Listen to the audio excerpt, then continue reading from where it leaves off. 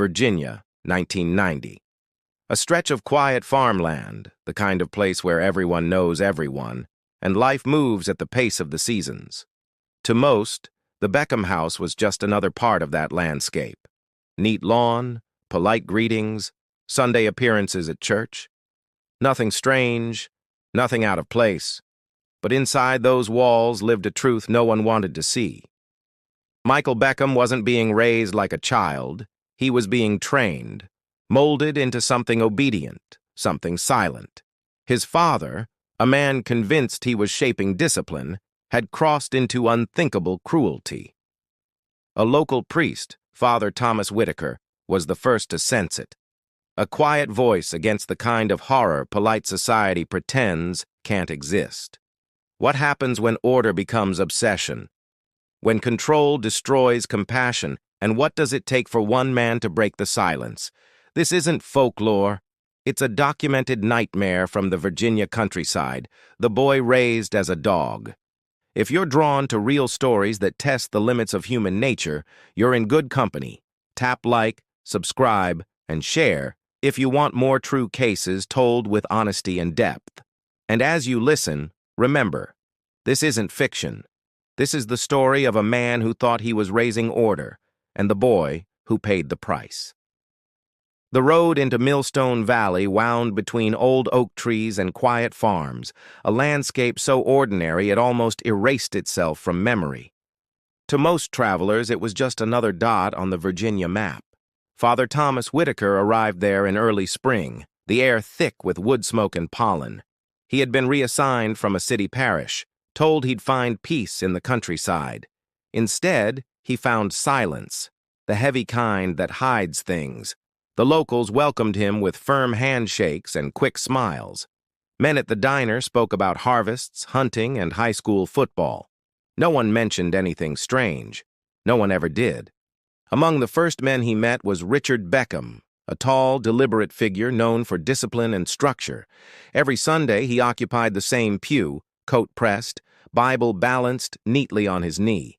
His precision bordered on ritual. Thomas noticed how other men deferred to Richard, not out of affection but respect, tinged with unease. Conversations shifted when he approached, laughter dimmed, like smoke smothered by a wet log.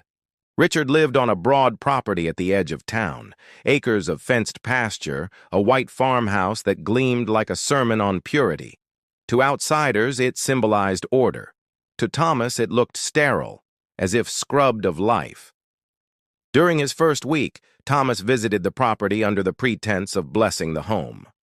Richard greeted him politely, voice even, handshake strong. Everything about him suggested a man who prized control above comfort.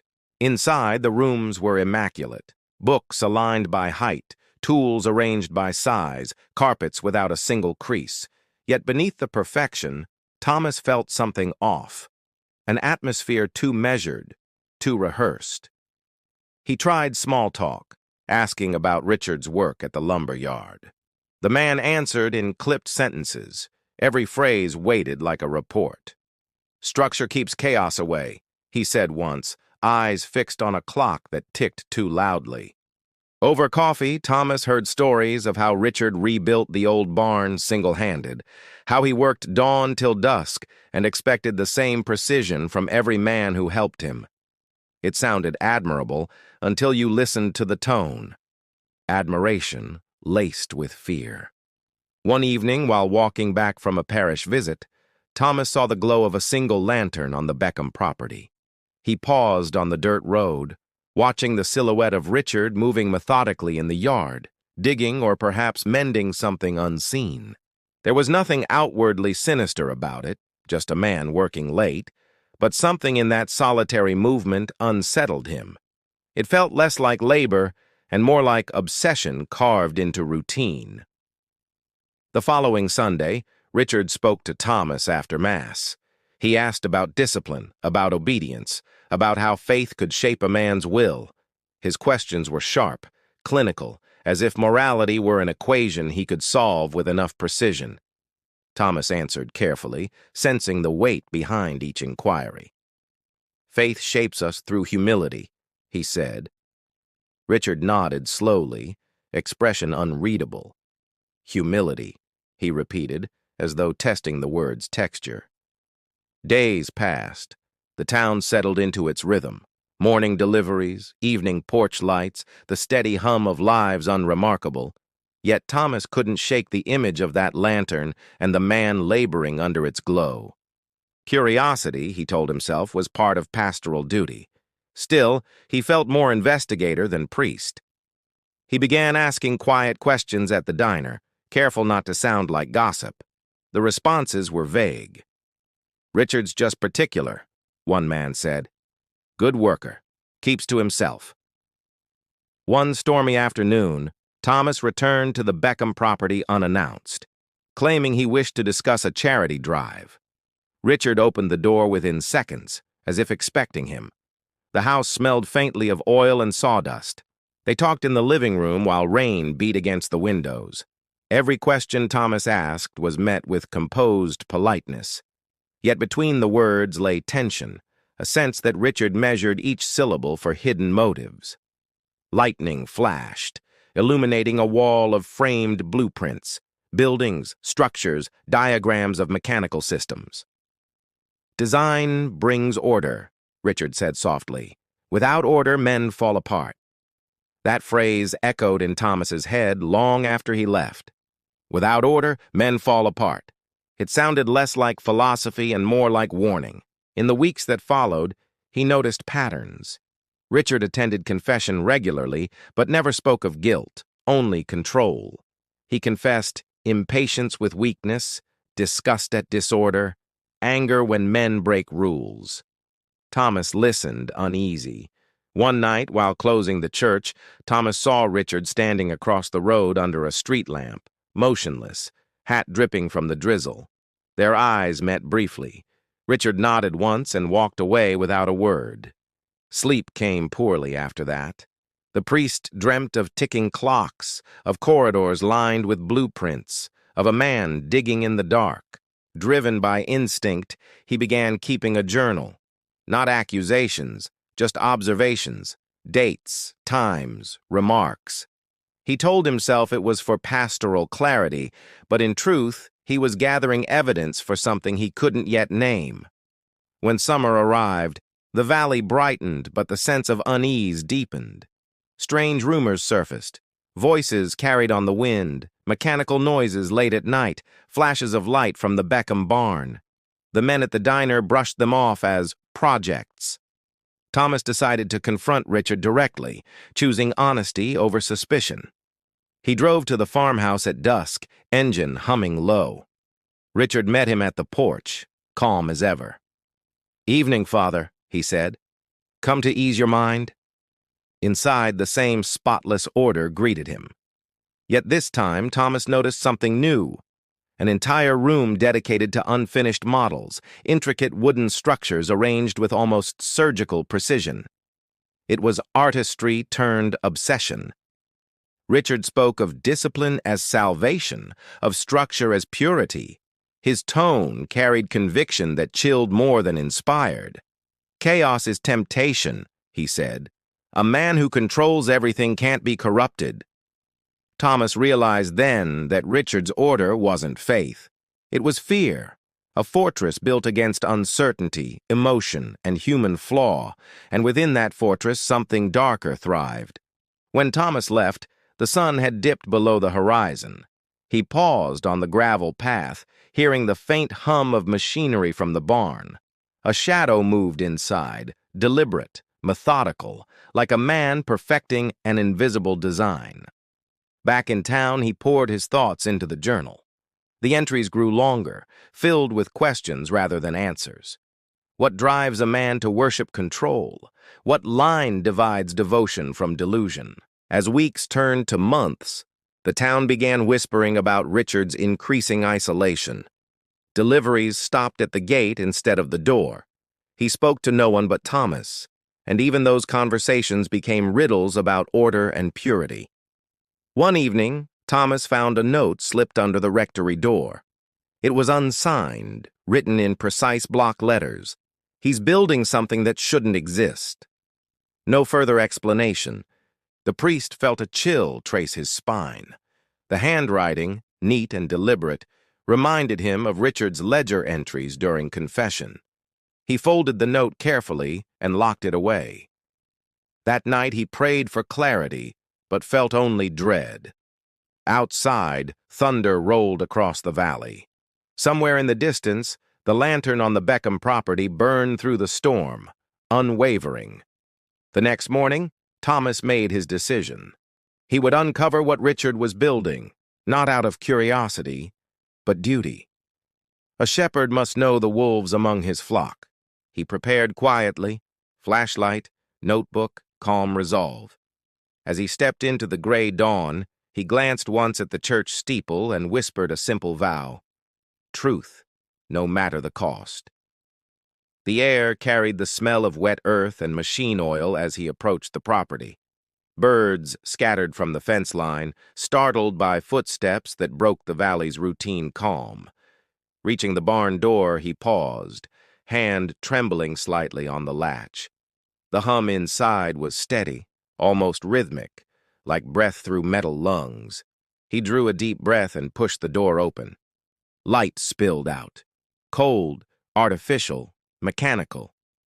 What he saw inside froze him where he stood. The order was gone. The barn had become a shrine to something else entirely, and for the first time since arriving in Millstone Valley, Father Thomas Whitaker understood that normality, in the wrong hands, could be the most dangerous mask a man ever wears. The morning after Thomas opened the barn, fog lay thick over the valley. The air tasted metallic, and every sound carried further than it should have. Even the crows were silent. Inside the barn, order had vanished. Blueprints were scattered across the floor, sketches of structures that seemed less architectural and more symbolic. Circles within circles, precise angles, and equations that made no sense. At the center of it all stood a single wooden chair bolted to the floor. Chains hung loosely from its arms, not binding anything, simply existing as relics of intention. A test, perhaps, or a warning. Thomas examined the papers under the pale light seeping through cracks in the walls. Each drawing carried a date, each date followed by a word: trial, correction, renewal. It was a vocabulary of control disguised as engineering. He gathered what he could into a leather satchel, his heartbeat steady but quick. Whatever Richard Beckham was building, it wasn't for construction. It was for containment. That realization struck harder than the chill of the morning. By midday, Thomas was back at the rectory, poring over the sketches like a man possessed. The geometric patterns repeated, triangles intersecting circles, all converging on one word written at the center: obedience. He felt a knot tighten in his chest. Obedience wasn't just a theme, it was doctrine. Beckham had turned philosophy into blueprints, theology into diagrams, faith into formula. It was madness wrapped in mathematics.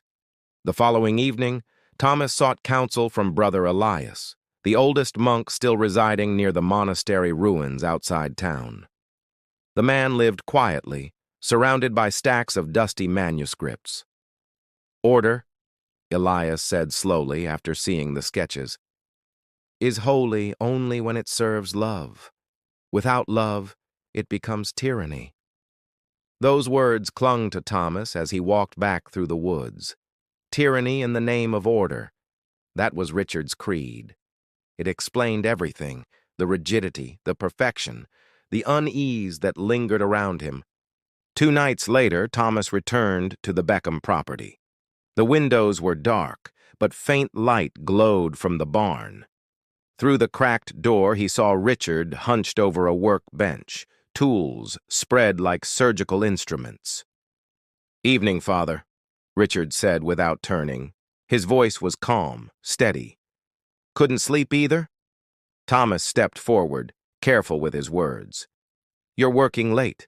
These designs, they don't look like building plans." Richard wiped his hands on a cloth. "They're not for houses. They're for men. Discipline isn't built in stone, it's built in the mind. I'm proving that." The priest frowned. proving?" Richard gestured to the chair bolted to the floor. "Every man breaks. I'm finding the point before that happens. The point where order becomes identity." Thomas felt the floor tilt beneath his conscience. He wanted to condemn the madness outright, yet curiosity rooted him there. "And what happens when you reach that point?" Richard smiled faintly. "Then chaos dies." The words echoed through the barn like a verdict. Thomas left without another word, boots crunching on gravel. Behind him, the hammering resumed, each strike a heartbeat of obsession. Back at the rectory, he wrote for hours, his journal filled with notes, measurements, observations, and fragments of Richard's philosophy. He wasn't sure whether he was documenting a man's descent or mapping the anatomy of fanaticism. Days passed, the valley growing restless.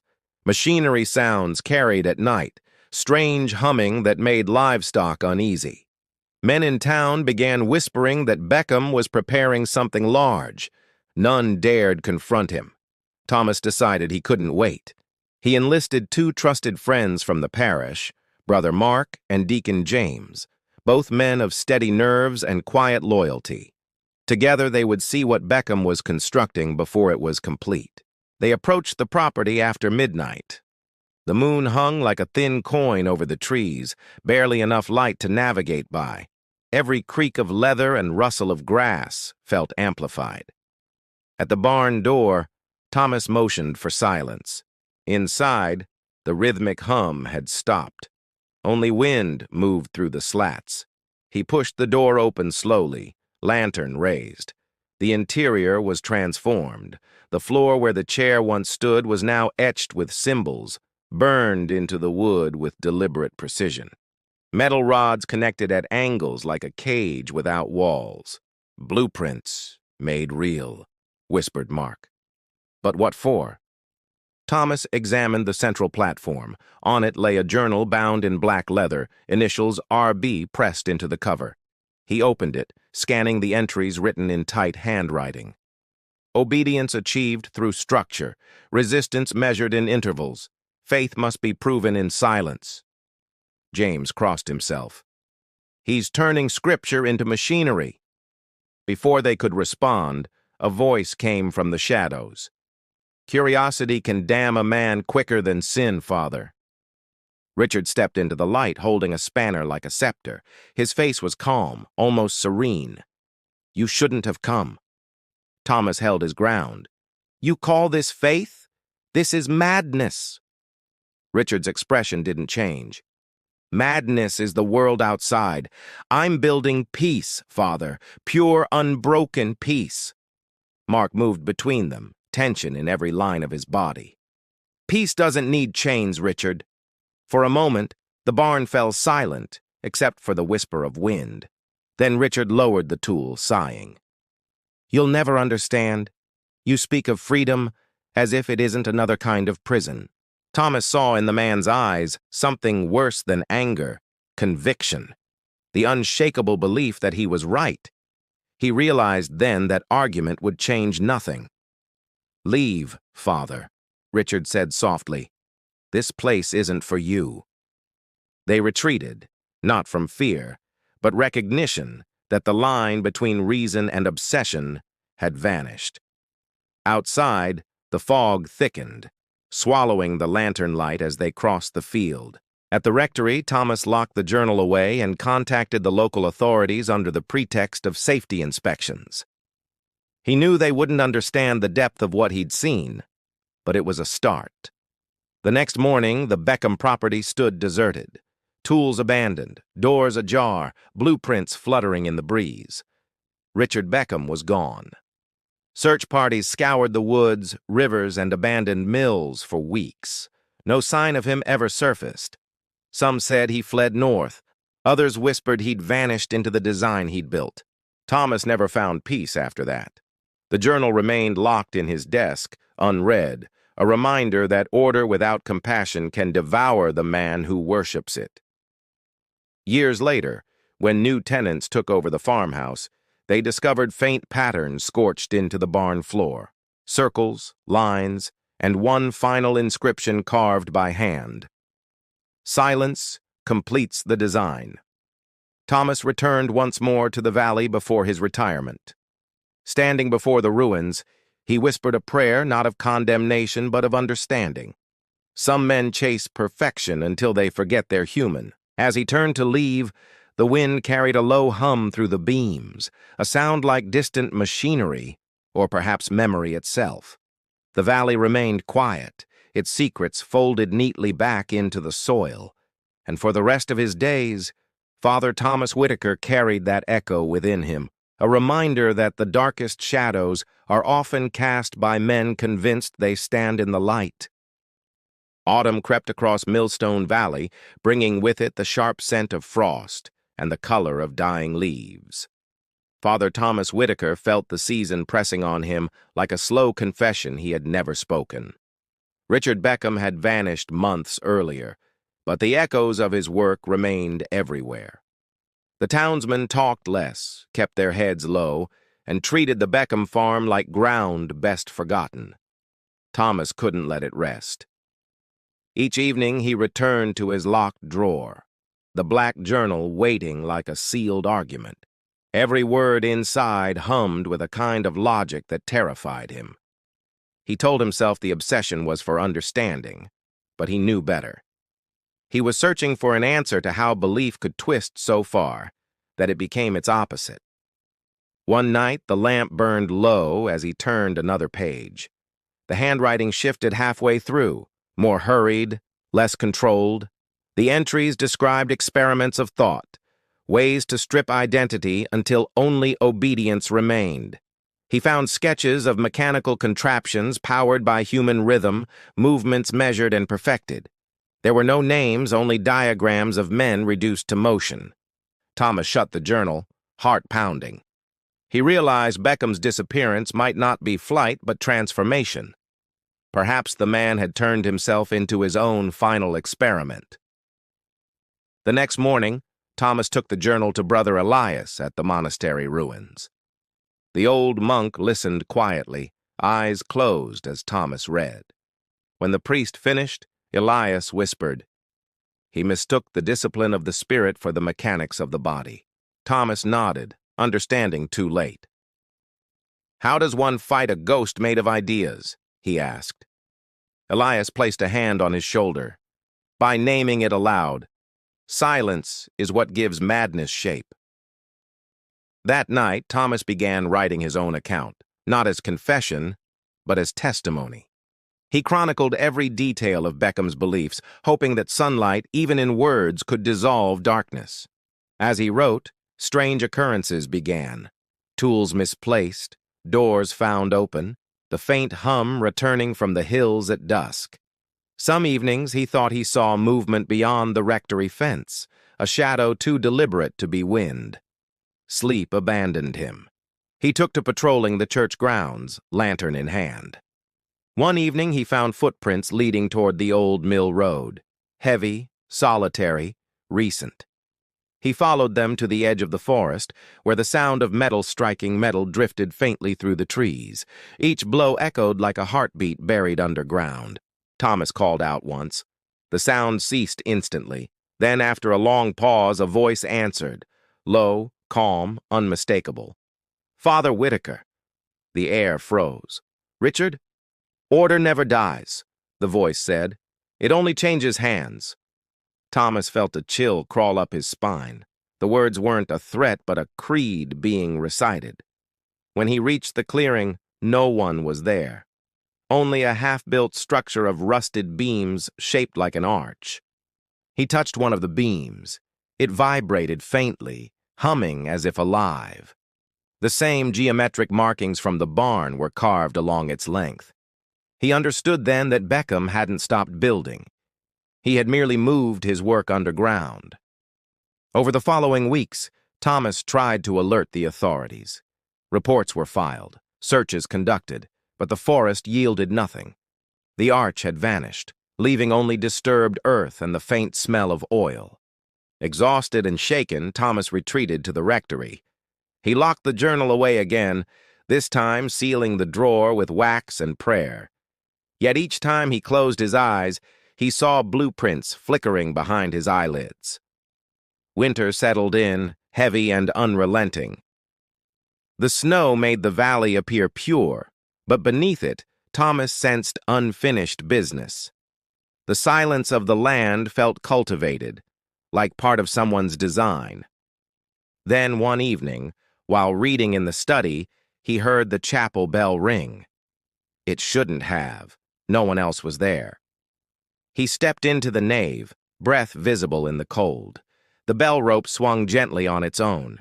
Pinned to the altar rail was a single page torn from the black journal. On it, in precise handwriting, were the words, "Order restored, structure complete." Thomas felt his pulse quicken. The message wasn't from the past. The ink was fresh. Beckham had returned, unseen, still at work. Determined, the priest gathered his courage. He knew the only way to end it was to destroy the writings entirely. He fetched the journal, the sketches, every record he had kept, and carried them to the churchyard furnace. As the flames caught, the air filled with the smell of ink and leather. For a moment he thought he heard a distant metallic groan, not from the fire, but from somewhere far off, deep beneath the valley. He watched until the last ember died. "Let silence end here," he murmured. The smoke drifted upward like incense, carrying both relief and dread. In the following days, peace seemed to return. The noises stopped, the fog lifted, and even the parishioners smiled again. But inside, Thomas remained unsettled. He could feel a hollow where obsession had once lived. Weeks later, Brother Mark visited from the next county. He brought news. Strange geometric patterns had been found etched into the stone foundation of the old mill, identical to Beckham's designs. Thomas closed his eyes. "It's not over," he whispered. He wanted the valley itself to become his structure. That night he climbed the church tower to look across the landscape. From above, the roads and fences formed shapes, lines converging toward the Beckham property. It was coincidence, surely, yet eerily deliberate. The realization hit him with quiet horror. Richard Beckham's design wasn't just in wood or metal. It was in memory, in fear, in the routines of every man who lived here. The valley had adopted his order. Thomas sank to his knees, praying not for deliverance but for awareness, that men might see how easily discipline can become devotion to emptiness. When dawn broke, frost glinted across the fields like shards of glass. The valley looked serene again, but serenity now felt like a trap laid by the ghost of control. Thomas packed his few belongings. Before leaving Millstone Valley, he left one note on his desk. "Order without mercy builds nothing worth keeping." He locked the church doors behind him and never returned. Travelers who passed through in later years spoke of a quiet valley where every fence stood straight, every road aligned too perfectly, and every bell rang exactly on the hour. They said it felt peaceful, almost holy, but left with unease they couldn't name. Some mysteries, after all, don't end. They settle in the bones of a place. And somewhere beyond the trees, when the wind blew just right, a faint hum still drifted across the valley, a sound like machinery turning slowly, endlessly in the dark. Spring returned to Millstone Valley with deceptive gentleness. Grass pushed through thawed soil, and the river ran clear again. To a passing traveler, the town seemed reborn, untouched by the winter's ghosts. But Father Thomas Whitaker knew that appearances meant nothing here. The land held memory like a wound beneath clean skin. Every time the wind changed, it whispered of the man who tried to perfect silence. Thomas had left the parish behind months earlier, seeking solitude in the city. Yet peace remained distant. The sound of order, that steady mechanical hum, followed him in dreams. He spent his days cataloging old manuscripts, content with quiet labor. Then one morning, a letter arrived with no return address. Inside was a single photograph of the valley, taken from above. Lines of roads, fences, and rivers intersected with uncanny precision. On the back, written in neat black ink, were the words, "Structure survives." No signature, no explanation. His hands trembled as he folded the photo. Beckham's work, it seemed, was not finished. He returned to Millstone Valley under the guise of visiting clergy friends. The town greeted him politely, though eyes shifted away when he mentioned the old farmhouse. It still stood, uninhabited, yet not abandoned. Curiosity guided his steps to the property. Weeds had overtaken the path, but the house itself looked preserved. Paint unchipped, windows unbroken, as if maintained by invisible caretakers. Inside, dust lay thinly, disturbed in places that suggested recent movement. Tools rested neatly on the table. A faint scent of oil and varnish lingered. He felt the same unease as years before, the weight of order without warmth. In the barn, sunlight filtered through gaps in the roof. The burned etchings on the floor had faded, but not disappeared. Thomas knelt to trace them with his fingers, the patterns smooth from time. Something glinted in the dirt, a piece of metal no larger than a coin, engraved with concentric circles. It pulsed faintly when he held it to the light, though there was no mechanism visible. A remnant of Beckham's design. He pocketed the piece and left, knowing this visit was not curiosity anymore, but necessity. Some truths refused burial, demanding witness. At the rectory archives, he studied parish records, construction plans, and town maps. The layout of Millstone Valley had indeed changed over the decades. Roads extended in precise geometry, intersections aligning almost perfectly with the old diagrams. What began as coincidence now looked deliberate.